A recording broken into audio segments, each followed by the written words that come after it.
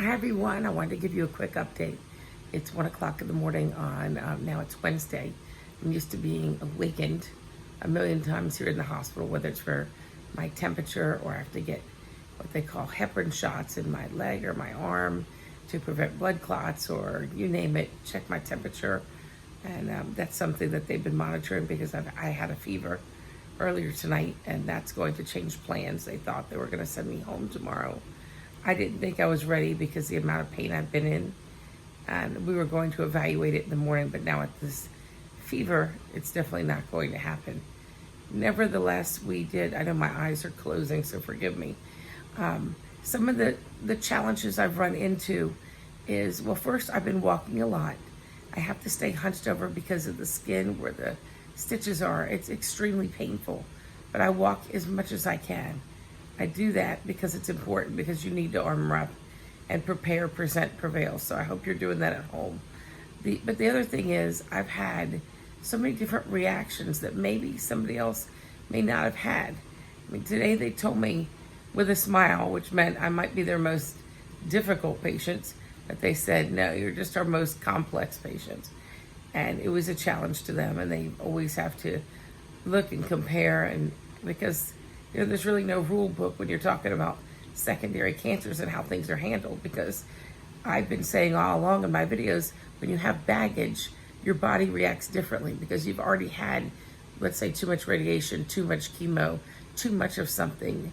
Maybe your lymph nodes, like for mine, they don't drain well. They don't drain properly. And for me, getting rid of fluid, that's a problem.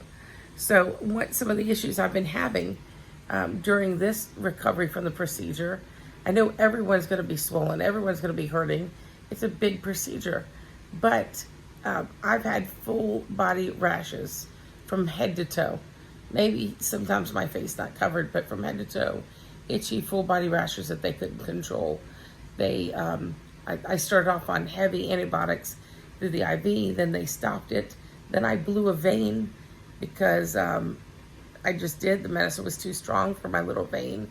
They had to get an ultrasound team to come in and find another vein, a good one. They said there's only one between both arms, a good vein for another IV, which is scary that my veins have been so damaged from the chemo. Through all of that, then they did the aspirations, as I've mentioned. So out of my left breast, they aspirated 85 mLs plus a hematoma. So they took 85 mLs from here, a hematoma. 2 days later, it filled back up. They sent me back down there and they took 65 mLs plus a hematoma. So what does that say is hopefully more is not going to build up. I do have a drain there, but it's not really coming out through the drain like it should be. So we don't know if it's just not processing well or not. Speaking of that, that could be the issue of why I'm having this new pain, which is my groin pain. The groin is all red. It's very, very, very painful. They sent up someone from an ultrasound to look at the area. They were particularly looking for a blood clot, and they ruled out the blood clot. It was extremely painful, but we didn't really have them look at the fact of, could it be something else? Could it be fluid? And maybe when they pulled the drain on the other side of me, that there was so much fluid in there that it just went south and went into my groin area and really never got processed. Well, the concern is when you have someone like me and you have a lymphatic drainage system that may not work fast or well, it could be a long time that's sitting there. So is that why I have the fever? We don't know. There's also been a lot of teams involved. There's the plastic surgery team, the plastics team, who work under the amazing Dr. Cerletti. And they've been amazing, making their rounds, coming by, and they always make the final decision.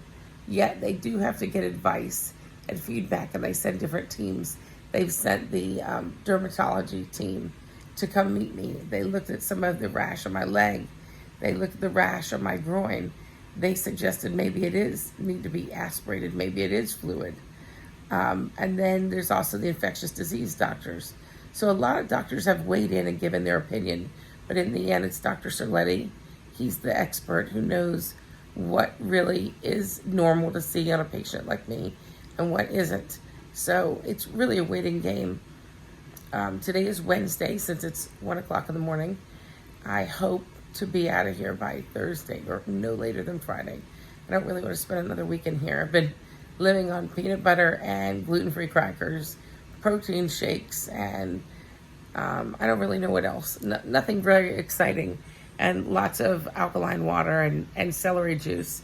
I have my celery juice right here at my bedside since I can't make it at home.